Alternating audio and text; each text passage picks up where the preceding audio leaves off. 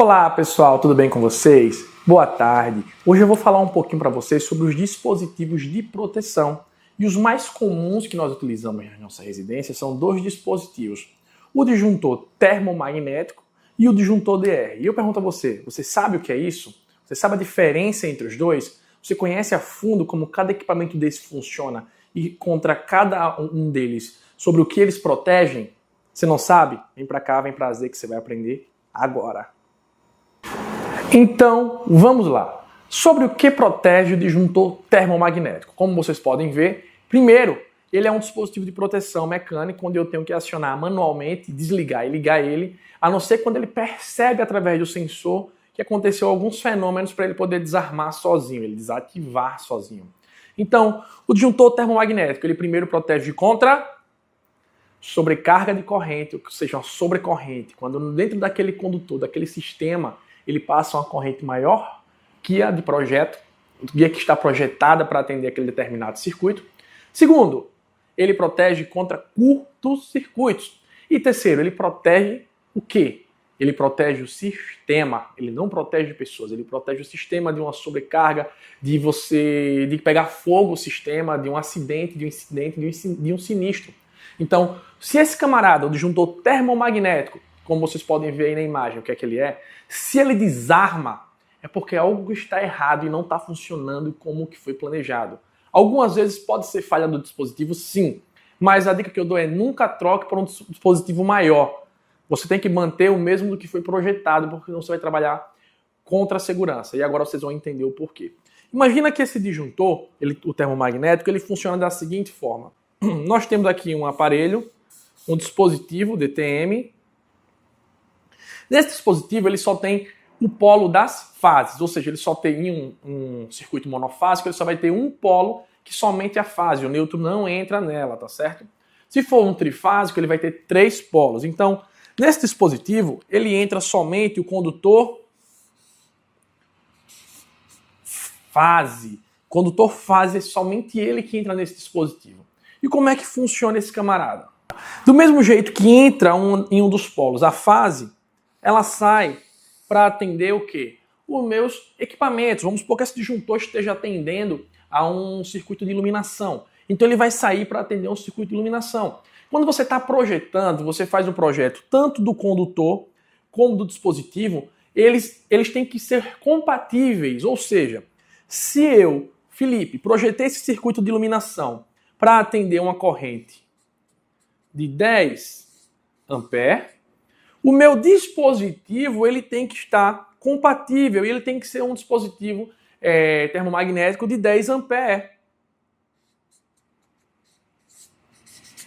E eu vou explicar aqui de uma forma informal como é que funciona. Imagina o seguinte, aqui é um tubo de 25 e você está precisando de uma vazão de água muito grande. Então, você não consegue colocar naquela tubulação a determinada quantidade de água que você quer. De repente, pela pressão da água ser tão grande passando dentro daquele tubo, esse tubo ele estoure.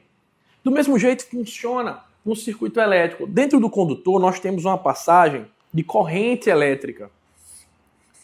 E esse condutor ele é compatível com o disjuntor, como eu falei para vocês. Imagina só, se de repente eu estou atendendo o circuito de iluminação, que consegue, nesse circuito, ele só comporta 10 amperes de corrente.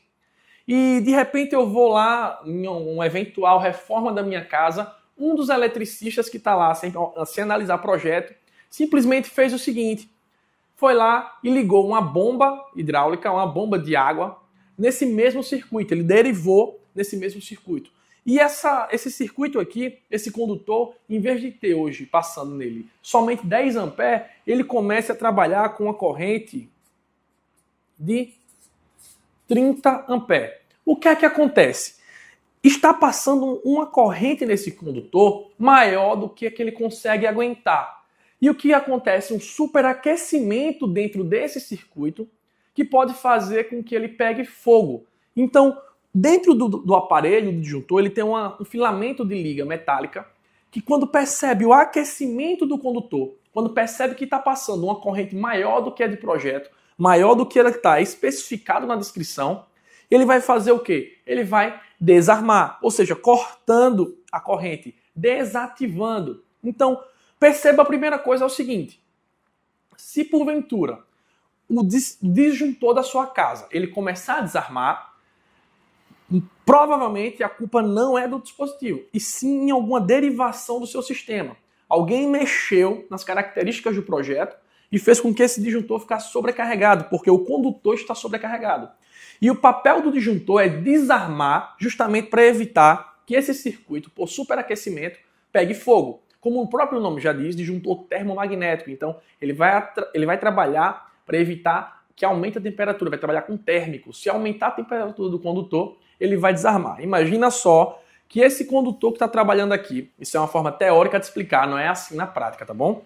Ó, imagina que esse condutor que está programado para desarmar com 10 amperes, ele tem uma temperatura, ele aguenta uma temperatura de 70 graus, tá certo? Imagina isso, um caso hipotético. E esse disjuntor, que também está para 10 amperes, ele trabalha numa temperatura compatível de 70 graus.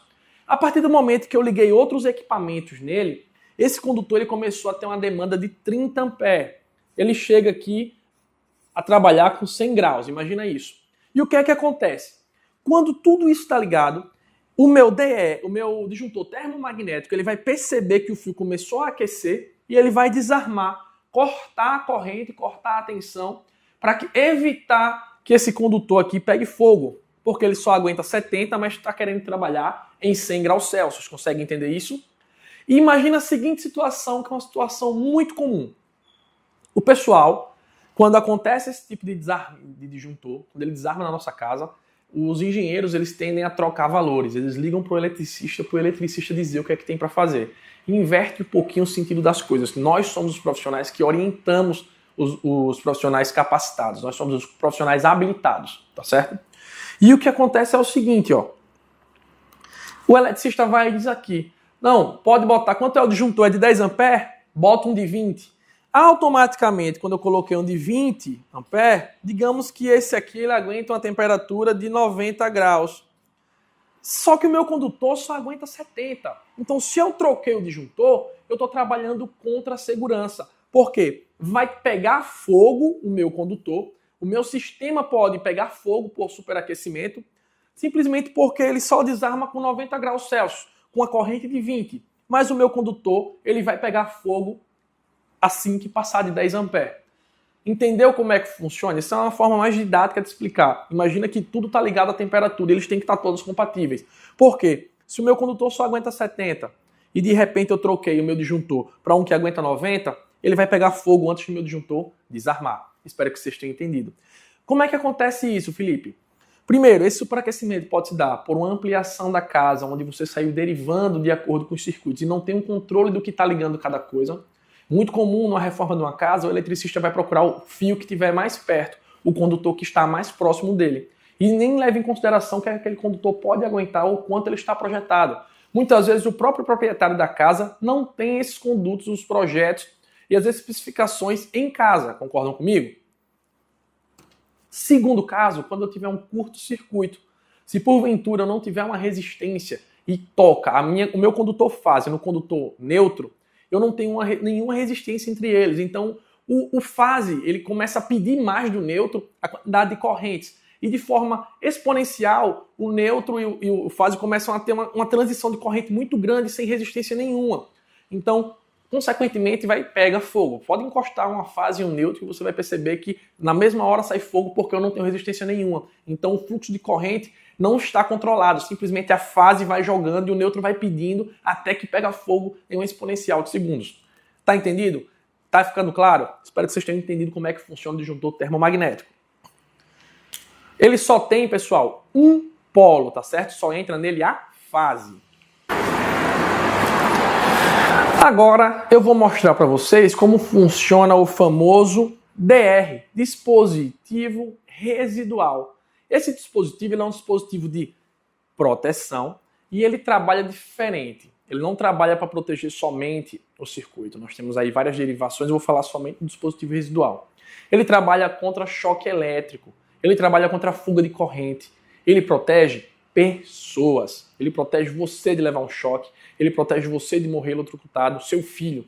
Ele simplesmente vai perceber uma diferença de potencial, ele tem um sensor dentro dele, vai perceber uma diferença de corrente, e quando houver essa diferença de corrente, ele vai desarmar, tá certo?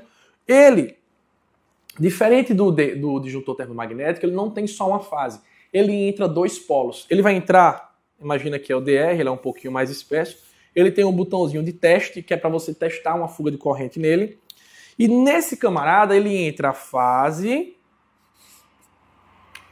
e o neutro. Vocês devem ter lembrado que nos e-books e nos vídeos anteriores eu expliquei um pouquinho como funciona as correntes e tudo mais. E lembra que funciona como a água? Toda corrente que entra no sistema pela fase, ela deve retornar pelo neutro. Se porventura alguém levou um choque, a corrente ela não volta para o sistema. Ela vai transitar pelo teu corpo e vai até o solo. Ou seja, ele vai perceber que houve uma fuga de corrente e simplesmente vai cortar a energia, cortar a corrente, cortar a tensão, para evitar que você morra eletrocutado, para evitar que você leve um choque. Tá claro? Você conseguiu entender isso? Então, o DR ele protege pessoas e ele funciona da seguinte forma: nós temos duas classes, de 30 mA e de 0,3 mA, tá certo? Então, ele funciona nessa, quanto menor, na verdade, quanto menor essa diferença de potencial, maior a precisão dele. Ele é obrigatório a você utilizar nas áreas molhadas, mas verifica a norma da concessionária do teu estado, tá bom? Dica: quando você for comprar um chuveiro elétrico, você já compra o chuveiro que tem lá, compatível com DR. Porque se você tiver um dispositivo desse ligado e você tem um chuveiro que ele vai dando fuga de corrente, ele vai continuar desarmando. E muitas vezes o que é que o eletricista vai lá e faz? Ele corta o neutro, ele corta lá atrás, deixa ligado só a fase e funcionando o tempo todo. E o dono da casa está satisfeito, achando que está tudo funcionando, mas na verdade ele simplesmente pegou o DR e anulou a funcionalidade do DR.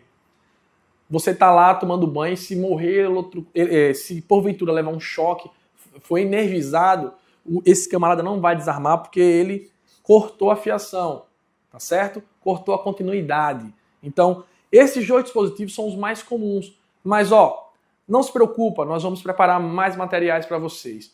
Um grande abraço a todos, espero que vocês tenham entendido. Muito obrigado, pessoal.